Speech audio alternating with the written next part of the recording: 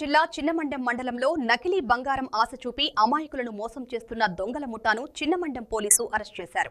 తమిళనాడు రాష్ట్రానికి చెందిన అంతర్రాష్ట్ర దొంగలతో పాటు వీరబల్లి మండలానికి చెందిన మరో నలుగురిని పోలీసు అదుపులోకి తీసుకున్నారు. వారి వద్ద నుంచి 3 లక్షల రూపాయల నగదు, ఒక కారు, నకిలీ బంగారాన్ని స్వాధీనం చేసుకున్నారు.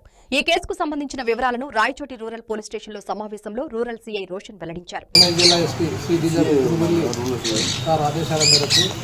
రాయచోటి డిఎస్పీ గారి పర్యవేక్షణలో చిన్నమండలం పిఎస్ పరిధిలో ఆంజనేయ స్వామి టెంపుల్ దగ్గర మా చిన్నమండలం ఎస్ఐ గారు ఇద్దరు రిపోర్ట్ ఒక 6 మంది బంగారు అని నకిలీ బంగారుని చూపించి వాళ్ళ దగ్గర నుంచి డబ్బులు కాజేసిన పుటాను అరెస్ట్ చేయడం జరిగింది. వాళ్ళ దగ్గర నుంచి ఒక కారును సీజ్ చేయడం జరిగింది. అదేవిధంగా 4 మగ వ్యక్తులు, 2 లేడీస్ని అరెస్ట్ చేయడం జరిగింది. వీళ్ళు 6 మందిలో 2 తమిళనాడుకు చెందిన వాళ్ళు, 4 షికారిపాలెం విలేజ్ చెందిన వాళ్ళు వీళ్ళు అరెస్ట్ చేయడం జరిగింది.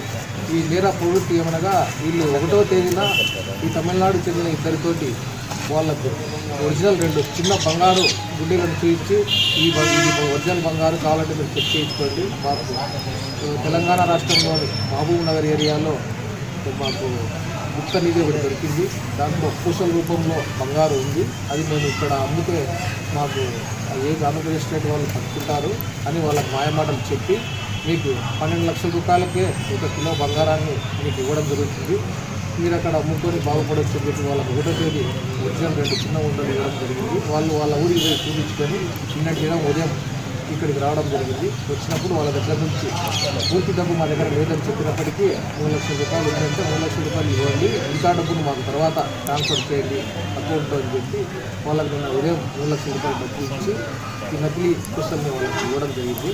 వాళ్ళు ఆ పూసలు తీసుకొని వాళ్ళ ఊరికి పోయిన తర్వాత తంజావూరుకి వెళ్ళిన తర్వాత అక్కడ వాళ్ళు చెక్ చేయించుకొని వాళ్ళకు నాకు మోసపోయామని చెప్పి ఉదయం పోలీస్ స్టేషన్, చిన్నమండలం పోలీస్ స్టేషన్కి వచ్చి కేసు ఇవ్వడం జరిగింది.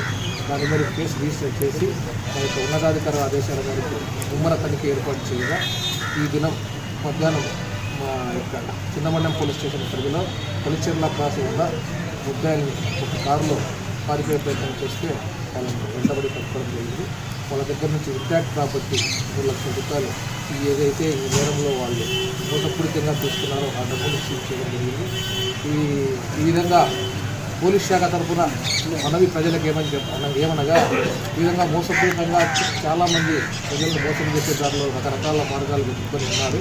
దయచేసి బంగారు అని చెప్పి ఈ విధంగా నకిలీ బంగారును వాళ్ళకు ఒరిజినల్ ఫస్ట్ చూపిస్తారు, తర్వాత నకిలీ బంగారు ఇస్తారు.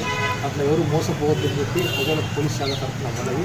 అట్లాంటి సమాచారం ఏదైనా ఉంటే పోలీస్ శాఖకు డైల్ 112 ద్వారా కానీ మా ఎస్ఐసి నంబర్ల ద్వారా కానీ తెలిపితే వారి మీద కఠిన చర్యలు తీసుకోవడం జరుగుతుంది. అదేవిధంగా ఏదైనా ఇటువంటి వారి పట్ల ప్రజలు ఖచ్చితంగా అవగాహన ఉండి ఏ సమాచారం ఇచ్చినా మాకు తెలిపితే వారికి తగిన పారదర్శకం కూడా ఇవ్వడం జరుగుతుంది.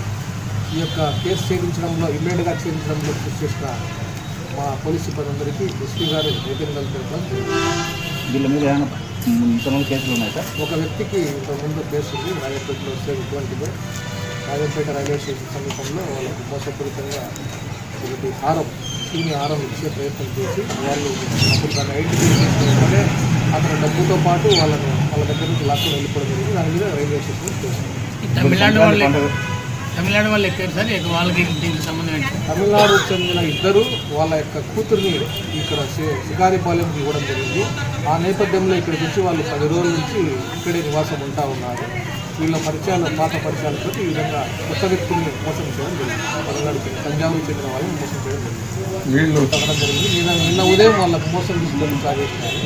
వీళ్ళు ఇమీడియట్గా ఊర్లోకి వస్తే దొరికే ప్రయత్నం ఉదయం 7 గంటలకు ఎఫ్ఐఆర్ అయింది. మనము ఆఫీసర్స్ ఇన్స్ట్రక్షన్స్ మేరకు ముమ్మరంగా వాల్యుయేషన్ వరకు జరుగుతుంది.